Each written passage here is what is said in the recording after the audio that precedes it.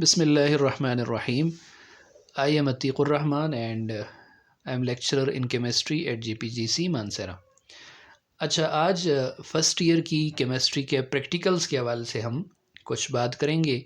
और आल्दो अगर से यहाँ पे प्रैक्टिकल्स को परफॉर्म करना वो पॉसिबल तो नहीं है मेरे लिए, लेकिन डिमॉन्स्ट्रेट अगर हो जाए और कुछ आपको कंसेप्ट्स की समझ आ जाए तो अपने कॉलेज के अंदर लैब के अंदर जाके आप इसको प्रैक्टिकल को परफॉर्म कर सकते हैं और आपको आसानी हो जाएगी। तो फर्स्ट ईयर की जो केमिस्ट्री जो मैं यूज़ कर रहा हूँ प्रैक्टिकल के लिए वो है इस्लामिया केमिस्ट्री प्रैक्टिकल बुक। आप कोई भी यूज़ कर सकते हैं, तो उसके अंदर तकरीबन प्रैक्टिकल सेम ही होते हैं, कंसेप्ट सेम ही होता है। ठीक है, अगर फिर भी आपकी कॉपी में नहीं है तो आप ये वाला टॉपिक, ये वाला एक्सपेरिमेंट अपनी कॉपी में क्या कर सकते हैं, लिख सकते हैं, मेंशन कर सकते हैं। इसका कोई वो नहीं है, ऐसी कोई बात इसमें नहीं है। ठीक है, तो आज जो हम डिस्कस करेंगे वो है वॉल्यूमेट्रिक एनालिसिस। देखिए, वॉल्यूमेट्रिक एनालिसिस में एक लफ्ज़ है एनालिसिस और दूसरा है वॉल्यूमेट्रिक। वॉल्यूमेट्रिक का मतलब क्या है, इसमें वॉल्यूम की कुछ बातें होंगी। क्या बातें होंगी जी?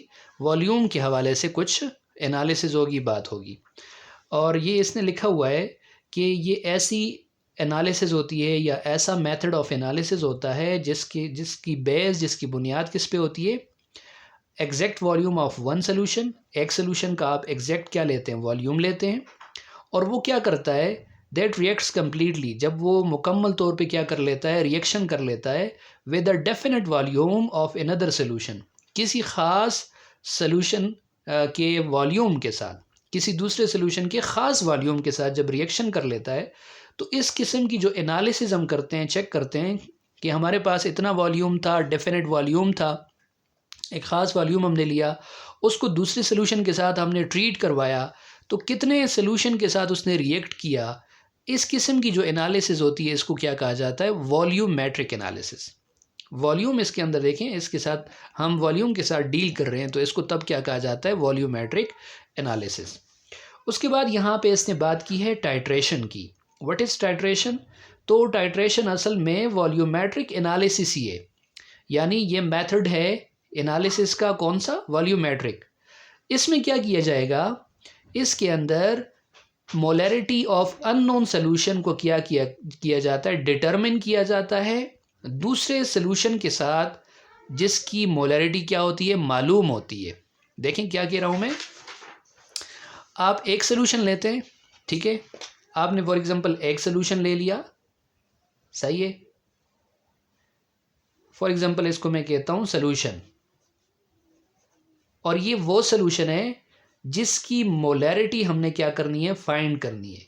अब देखिए, आप जानते हैं मोलैरिटी क्या चीज़ है, क्योंकि सोल्यूशन का चैप्टर हमने पहले पढ़ा था और उसकी लॉजिक यही थी कि आपको मोलैरिटी और इन चीज़ों की समझ आ जाए। तो ये हमने सोल्यूशन वाले चैप्टर में मोलैरिटी को डिस्कस किया हुआ है। तो आपने फॉर एग्जांपल ये एक सोल्यूशन लिया और इसकी मोलैरिटी यानी कंसंट्रेशन आपने फाइंड करनी है, लेकिन आपको पता नहीं है कि इसकी मोलैरिटी कितनी है और कैसे फाइंड करनी है। अब आप क्या करें? इसके वॉल्यूम को आप अगर क्या कर लें, इसकी एनालिसिस करवा दें, वॉल्यूमेट्रिक एनालिसिस। आप इसके लिए ले लें एक और सोल्यूशन, ठीक है, एक और सोल्यूशन आपने लिया और इसकी मोलैरिटी आपको क्या है? मालूम है। इसकी मोलैरिटी आपको मालूम है। तो जिसकी मोलैरिटी आपको मालूम होती है उसको कहते हैं स्टैंडर्ड सोल्यूशन। क्या कहते हैं उसको? Standard solution. और जिसकी आपको मोलैरिटी मालूम नहीं है और आपने मालूम करनी है, उसको असल में कहते हैं टेस्ट सोल्यूशन। क्या कहते हैं? Test solution. अब इस टेस्ट सोल्यूशन की मोलैरिटी कंसंट्रेशन आपने फाइंड करनी है, और फाइंड ऐसे करनी है कि आप इन दोनों की यानी इसकी इसके साथ क्या करवाते हैं? वॉल्यूमेट्रिक एनालिसिस करवाते हैं। ठीक है, तो इसकी मोलैरिटी से आपको जो टेस्ट सोल्यूशन है उसकी मोलैरिटी क्लियर हो जाती है, आपको पता चल जाता है। तो इस मेथड ऑफ एनालिसिस को क्या कहते हैं? टाइट्रेशन कहते हैं। क्या कहते हैं? टाइट्रेशन। ठीक है, वाइवा के अंदर आपसे टाइट्रेशन की डिफिनेशन पूछी जा सकती है, तो टाइट्रेशन यही है, the volumetric method in which the molarity of unknown solution. ऐसा मेथड है वॉल्यूमेट्रिक जिसमें एक अननोन सोल्यूशन की मोलैरिटी, यानी ऐसा सोल्यूशन जिसकी मोलैरिटी आपको मालूम नहीं है, उसको डिटर्मिन किया जाता है कैसे? Bye reacting it with another standard solution. देखें, ऐसा दूसरा सोल्यूशन ऐसा होगा जिसकी मोलरिटी आपको मालूम है। तो इस पूरे प्रोसेस में जो आप टेस्ट सोल्यूशन की मोलरिटी को फाइंड करते हैं, इसको क्या कहा जाता है? टाइट्रेशन। ठीक है। अब स्टैंडर्ड सोल्यूशन लिखा हुआ है। What is standard solution? तो स्टैंडर्ड सोल्यूशन देखें, यही बात है जो मैंने आपको समझा दी। स्टैंडर्ड सोल्यूशन वो होता है जिसकी एग्जैक्ट कंसंट्रेशन आपको मालूम हो। ठीक है, उसको कहा जाता है स्टैंडर्ड सोल्यूशन। और कहता है कि in these practicals unit of molarity will be used to express the concentration of the solution. इस कॉपी के अंदर कहता है ये जितने प्रैक्टिकल्स हम करेंगे वॉल्यूमेट्रिक एनालिसिस के, तो उसमें जो जो स्टैंडर्ड सोल्यूशन हम बनाएंगे उसमें कंसंट्रेशन का यूनिट कौन सा रखेंगे हम? मोलैरिटी। अब यूनिट से मुराद क्या है? देखें, यूनिट से मुराद ये है कि कंसंट्रेशन किस अंदाज से एक्सप्रेस की गई है, और आपने यूनिट्स पढ़े हुए हैं सोल्यूशन के चैप्टर में। मोलैरिटी भी हमने पढ़ा था, मोलैलिटी हमने पढ़ा है, इसी तरह परसेंटेज, कंपोजिशन वगैरह। तो यहाँ जो प्रैक्टिकल्स होंगे वो किस हवाले से होंगे? वो कंसंट्रेशन जो टर्म यूज़ होगी, जो यूनिट यूज़ होगा, वो मोलैरिटी का यूज़ होगा। उसके बाद एक और छोटी सी बात लिखी हुई है, स्टैंडर्डाइजेशन। स्टैंडर्डाइजेशन किसे कहते हैं? कहते हैं standardization mean to find out the exact concentration in units of molarity. कहता है कि स्टैंडर्डाइजेशन का मतलब है एग्जैक्ट कंसंट्रेशन को फाइंड करना अननोन सोल्यूशन के, कौन से यूनिट्स के अंदर? मोलैरिटी के अंदर। और किसके अंदर? ग्राम पर डेसीमीटर क्यूब ऑफ सोल्यूशन के अंदर। किस तरह मालूम करना जी? टाइट्रेशन के जरिए। और टाइट्रेशन क्या है वो तो हमने ऊपर देख लिया, by titrating it against a standard solution. आपको अननोन सोल्यूशन दिया गया है, उसकी मोलैरिटी आपने फाइंड करनी है, तो टाइट्रेशन के ज़रिए आप स्टैंडर्ड सोल्यूशन के साथ उसकी क्या करते हैं? वॉल्यूमेट्रिकली उसको ट्रीट करवाते हैं, और आपको टाइट्रेशन से उस जो टेस्ट सोल्यूशन है उसकी मोलैरिटी का पता चल जाता है। इस प्रोसेस को क्या कहते हैं? स्टैंडर्डाइजेशन। अब लिखा हुआ नीचे व्हाट इज मोलैरिटी, तो देखिए मोलैरिटी हमने पढ़ा हुआ भी है, इसने लिखा हुआ यहाँ पे लिख भी लिया है, number of moles of solute in solution in decimetre cube, या number of moles of solute per decimetre cube of the solution. ठीक है। और दूसरी चीज जो लिखी है इसने, grams of solute per decimetre cube of solution, यानी सल्यूट के grams per decimetre cube of solution, ये किसके बराबर होता है? ये मोलैरिटी इनटू मॉलिक्यूलर मास के बराबर होता है। ये फार्मूला आपने भी याद रखना है। ठीक है।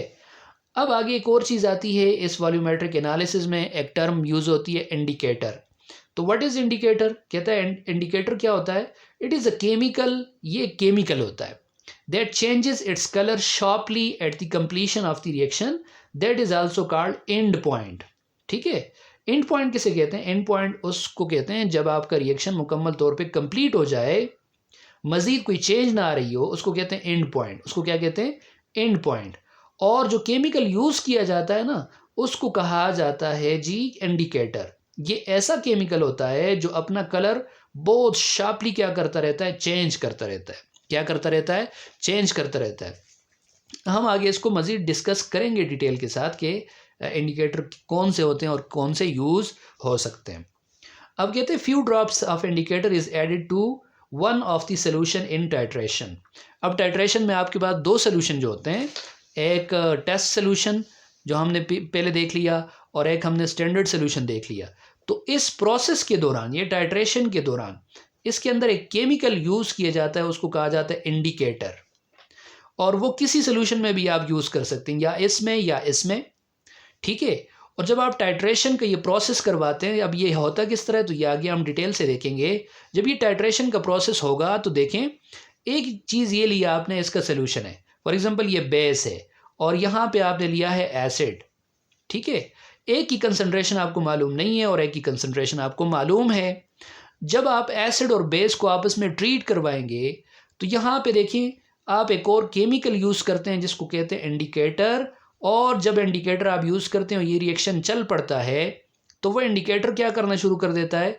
उसका अपना एक कलर होता है, और जैसे ये रिएक्शन चेंज होता जाता है, ये रिएक्शन होता जाता है, तो उसका कलर क्या होना शुरू हो जाता है? चेंज होना शुरू हो जाता है। और एक वक्त आता है कि इसके कलर के अंदर मज़ीद कोई तब्दीली नहीं आती, तो उस वक्त आप कहते हैं कि ये रिएक्शन यहाँ पे क्या हो गया है, कंप्लीट हो गया, और इस पॉइंट को क्या कहा जाता है, एंड पॉइंट। उसको क्या कहा जाता है, एंड पॉइंट कहा जाता है। ठीक है, नीचे एंड पॉइंट की इसने डिफिनीशन भी लिखी हुई है, कहता है the point is indicated by colour change. ये ऐसा पॉइंट होता है जो इंडिकेट होता है, जो मालूम होता है कलर चेंज के साथ, eight which N acid exactly न्यूट्रलाइजेज a base during titration is called and point. ठीक है, ये ऊपर हमने देख भी लिया। At the end point reaction just completes, और जैसे ही एंड पॉइंट आ जाता है तो रिएक्शन मुकम्मल हो जाता है। फॉर एग्जाम्पल इसने लिखा हुआ है HCl प्लस NaOH। अगर आपने एक सोल्यूशन ले लिया HCl का, दूसरा ले लिया NaOH का, और टाइट्रेशन करवाई, तो यहाँ बनेगा NaCl और H2O। ठीक है, न्यूट्रलाइजेशन रिएक्शन इसको कहते हैं, एसिड बेस के रिएक्शन को। अब यहाँ पे इसने लिखा हुआ है common indicators used in acid base titration. ये आपसे पूछा जा सकता है। वह इंडिकेटर एक यूज होता है फेनफ्थलीन। एसिड के अंदर अगर आप डालेंगे तो इसका कोई कलर नहीं होता, लेकिन अगर बेस के अंदर डालेंगे तो इसका कलर होता है पिंक। और जब रिएक्शन कंप्लीट हो जाता है एंड पॉइंट पे, इसका कलर अगर बेस में आपने डाला था तो पिंक से क्या हो जाता है, लाइट पिंक। और अगर एसिड में आपने डाला था इसको तो कलरलेस से क्या हो जाता है, वहां पे एक लाइट पिंक कलर अपीयर हो जाएगा। इसी तरह एक और इंडिकेटर है, उसका नाम है मिथाइल ऑरेंज। ये एसिड के अंदर इसका कलर होता है ऑरेंज रेड या पिंक, और बेस के अंदर इसका कलर होता है येलो। लेकिन जैसे रिएक्शन दोनों का चल पड़ता है एसिड बेस का, तो एंड पॉइंट के ऊपर इसका कलर क्या हो जाता है, ऑरेंज रेड हो जाता है। क्या हो जाता है जी, ऑरेंज रेड हो जाता है। तो ये सारी टर्म्स थी, बेसिक चीज़ें थी, किसके हवाले से, वॉल्यूमेट्रिक एनालिसिस के हवाले से। तो सबसे पहले देखिए हमने क्या देखा, वॉल्यूमेट्रिक एनालिसिस क्या होती है, फिर टाइट्रेशन क्या होती है, स्टैंडर्ड सोल्यूशन क्या होता है, टेस्ट सोल्यूशन क्या होता है, स्टैंडर्डाइजेशन किसको कहते हैं, इंडिकेटर क्या होता है, एंड पॉइंट क्या होता है, और लास्ट में हमने 2 इंडिकेटर पढ़े एसिड और बेस के, वो आप याद भी कर लें। एक है फेनफ्थलीन, दूसरा है मिथाइल ऑरेंज। और एसिड के अंदर इसका कलर क्या होता है जी, कोई कलर नहीं होता, बेस के अंदर पिंक होता है, एंड पॉइंट पे इसका कलर ये होता है। इसी तरह मिथाइल ऑरेंज का भी आप लाजमी देख लीजिएगा। ठीक है, मज़ीद आगे इंशाल्लाह हम डिस्कस करेंगे। तो ये थी वॉल्यूमेट्रिक एनालिसिस के हवाले से कुछ चीज़ें जो आपको कंसेप्ट लाजमी आपको क्लियर हो जाना चाहिए।